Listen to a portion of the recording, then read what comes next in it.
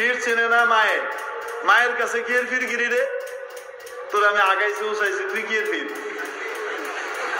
ফির চিনে না বউয়ে, এ উনি বীর, বুঝেননি?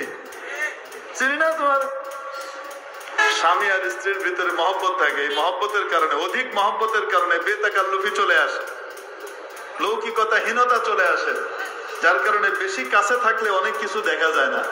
দেখা যায়? বলেন না কেন?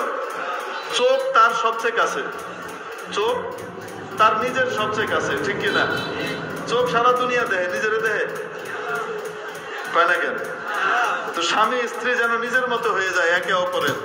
নুরুল আনোয়ারের ভিতরে মাসালা আছে, তাফসীরের সময় নেই, এনে জুজিয়ত আর বাদিয়তের তাআল্লুক হয়ে যায় স্বামী স্ত্রীর মধ্যে, আলাদা পয়দা হয়, একে অপরের শারীরিক অংশ হয়ে যায়।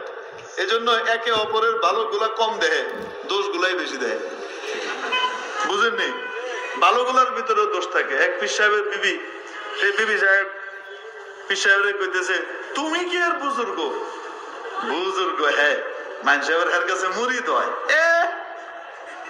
এবার ওয়াজ করে, এবার মাদ্রাসাত পড়ায়, তুমি কি আর বুজুর্গ? দেখছি আজকে এক বুজুর্গ আসছিলেন, আকাশে উঠতেছে, আকাশে কি করতেছে? উঠতেছে, হয় না বুজুর্গ? তার বিষয় আসলে কি আজকে আকাশে উঠছে নাকি? হ্যাঁ, তুমি দেখবা করতে গেলে কোনই বুজুর্গ নাকি? বা বুজুর্গ না, ওটা তো আমি ছিলাম। বেগম ও এর লেগে তো কই তেরা উড়ে গেল লিগা, কি উড়ে? তো ফিরছি না বেগম সাহেবের কাছে কি নাই? তুমি কে? তুমি বুঝেননি কি কই? এখন সবাই মেনে নিছে, মহিলারা আর মসজিদে আসে না এক্সেপ্ট বেগম ওমর। রাসূল সাল্লাল্লাহু আলাইহি ওয়াসাল্লাম যে যুক্তি আমাদের হুজুররা, ওই হুজুররা দেয়, সহি হুজুররা না, বেশি বুদ্ধির হুজুররা যে বুদ্ধি দেয়। রাসূল সাল্লাল্লাহু আলাইহি ওয়াসাল্লাম নিষেধ করেন নাই, তুমি কে নিষেধ করা? বুঝেননি? তুমি কে নিষেধ করা? রাসূল নিষেধ করে নাই। খলিফা হয়ে একের মানে আসমানে উঠে গেছে, না জানি কি হয়ে গেছে, সে ঘট ঘট করে নামাজ ঠিকই পড়তে যায়, একাই যায়, কোন মহিলা যায় নাকি? একাই। আল্লাহু আকবার। ফজরের নামাজের সময় হযরত ওমর রাদিয়াল্লাহু তাআলা, হযরত ওমর ওনার সাথে আর কোনো বাকবিতণ্ডা করেন নাই, কথা না বললে তো খবর করে লাভ করা। হযরত ওমর এগুলা কিছুই করেন নাই, অনেক রাগী, কিন্তু বিবির সাথে হিকমতের পরিচয় দিয়েছেন, শিখাইছেন বিবির সাথে আচরণ কিভাবে করতে হয়। তাকে রাগের সময় বুঝাইতে হবে না, তাকে বুঝাইতে হবে ঠান্ডার সময়। বাস্তব ভাবে বুঝাই দিলে সে অনেক কিছু বুঝে ফেলে। হয়তো তোমার কিছুই করেন নাই, চুপচাপ বসে রয়েছেন। ফজরের নামাজের সময় হযরত ওমর তো বেরিয়ে যেতেন তাহাজ্জুদের সময়, তাহাজ্জুদটা আগে আগে পুড়ে মুড়ে বেরিয়ে যেতেন। অবস্থা দেখতেন কি অবস্থা। উনি বেরিয়ে গেছেন মসজিদের উদ্দেশ্যে, বেরিয়ে গিয়ে বড় এক চাদর দিয়ে ঢাকা দিয়ে যেই রাস্তা দিয়ে বেগম সাহেবা যাবে, ওই রাস্তার এক ঝোপের পিছনে, গাছের পিছনে চুপ করে বয়ে দিয়েছে। তখন বেগম ওমর হট করে কই যায়, মসজিদে যাইতেছে, ফজরের নামাজ আদায় করবে, সালাত আদায় করবে জামাতে। হযরত ওমর যখন সামনে দিয়ে গেছে গা, হযরত ওমর পিছন দিয়ে বেরিয়ে, তখন তো খালাস অন্ধকার অন্ধকার, এরকম চাদর দিয়ে ঢেকে গিয়ে বেগম সাহেবের জিলবাবের কাপড় করে টান দিছে, আস্তে করে একটু টান দিছে।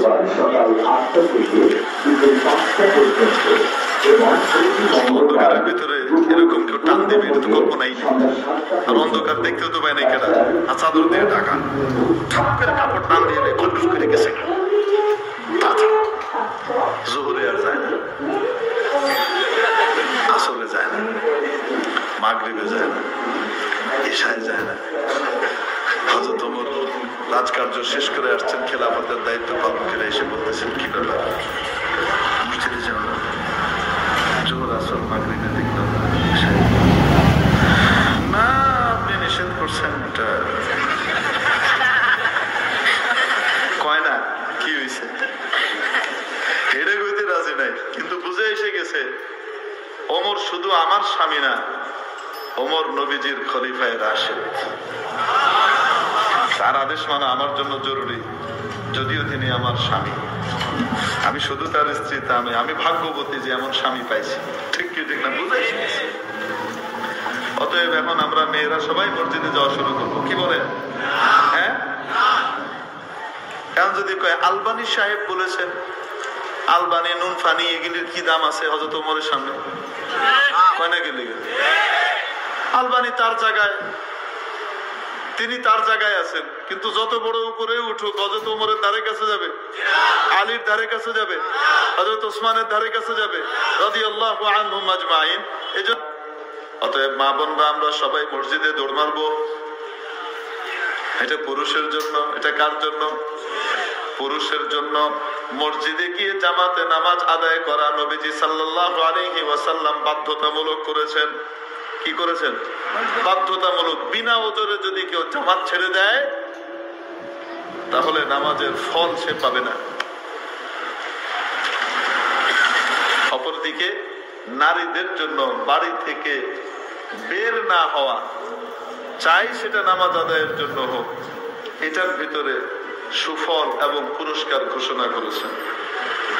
ইরশাদ করেছেন, সালাতুল মারআতি ফি বাইতিহা খায়রুম মিন সালাতিহা ফি মসজিদি হাদা। আমার এই মসজিদ। কার মসজিদ? নবীজি বলেন আমার এই মসজিদ। সেই মসজিদের নাম কি? এক এক রাকাতে কয় রাকাতের সওয়াব? জানেন তো আপনারা? 50,000-এর সওয়াব এক এক রাকাতে। আমার এই মসজিদে এসে একজন নারী যদি নামাজ আদায় করে, যে সওয়াব পাবে সে তার বাড়িতে আদায় করলে তার চেয়ে বেশি পাবে। নবীজি সাল্লাল্লাহু আলাইহি ওয়াসাল্লাম মেয়েদেরকে এনকারেজ করেছেন মসজিদে এসে নামাজ পড়তে, না বাড়িতে বসে। আমাদের বাংলাদেশে কোন মসজিদ আছে মসজিদে নববীর চেয়ে শ্রেষ্ঠ? গোটা পৃথিবীর ভিতরে মসজিদে হারাম বাদে আর কোন মসজিদ আছে যেটা মসজিদে নববীর চেয়ে শ্রেষ্ঠ? তাহলে যে বাজারা আমাকে আপনাকে ইনজেকশন মারে, দৌড় মেরে সব মহিলাদেরকে মসজিদে নিতে হবে, এদের বুঝ বুদ্ধি তো রসুলের চেয়ে বেশি। কার চেয়ে বেশি? হুজুর নবীজির যুগে যে মেয়েরা মসজিদে যেতেন, দুইটি কারণ। নাম্বার 1, কিয়ামত পর্যন্ত যত মহিলা আসবে তাদের নারী গঠিত সমস্ত সমস্যার সমাধানগুলো তো নবীজির কাছ থেকে নিতে হবে। প্র্যাকটিক্যালি ভাবে নিতে হলে ওই জমানার নারীরাই রসুলের কাছ থেকে এসে শিখে যাবেন, ঠিক কিনা? তো ওই সময়টায় মসজিদে নববীতে আসা মাত্র 10 বছর সময়ের ভিতরে, মদিনার জিন্দেগির মাত্র 10 বছর সময়ের ভিতরে গোটা পৃথিবীর কিয়ামত পর্যন্ত সমস্ত নারীদের সমস্যার সমাধানগুলো নিতে হবে। এই জন্য ওই সময় বিশেষ প্রয়োজনের কারণে তাদেরকে আসার অনুমতি দেওয়া ছিল। 1 নাম্বার 2, ওই জমানায় একজন পুরুষ পর নারীর দিকে চোখ তুলেও তাকাইতো না, তাদের পবিত্রতা হৃদয়ের এই পরিমাণ ছিল। নবীজির যুগের সংস্পর্শের কারণে এক একজন সাহাবীর হৃদয় এই পরিমাণ পবিত্র ছিল, কোন নারীর দিকে চোখ তুলে তাকানোর মতো মানসিকতাও তাদের পয়দা হইতো না। এই পরিমাণ আখিরাতের ভয় তাদের ভিতরে ছিল। আমাদের যুগেও তাই তো। আমাদের যুগেও বোরকা পরে বাইরে হলেও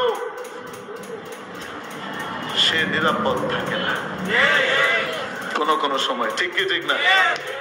তাহলে ফিতনা আছে না নাই? কন্যা গেলে আছে। মানুষ কবরস্থানে গেলে মানুষ মৃত্যুর ভয়ে ভীত হয়, ঠিক কি ঠিক না? আমাদের যুগের অবস্থা হলো এই, পরিষ্কার পরিচ্ছন্ন কবরস্থানে গিয়ে ছেলে আর মেয়ে ডেটিং করে। আপনাদের বিশ্বাস যদি না হয়, যারা ইংল্যান্ডে থাকেন, আসা যাওয়া করেন, তাদেরকে জিজ্ঞেস করেন ওখানকার যে বিভিন্ন কি আছে কবরস্থান গুলা আছে, খ্রিস্টানদের কবর গুলা তো সুন্দর করে কি করে, পাকা টাকা করে, ওই সমস্ত জায়গায় বসে বসে ফিল্ডিং মারে। তাহলে বলেন তো দেখি, ওই জমানা এই জমানা এক, সিচুয়েশন এক, অবস্থা এক,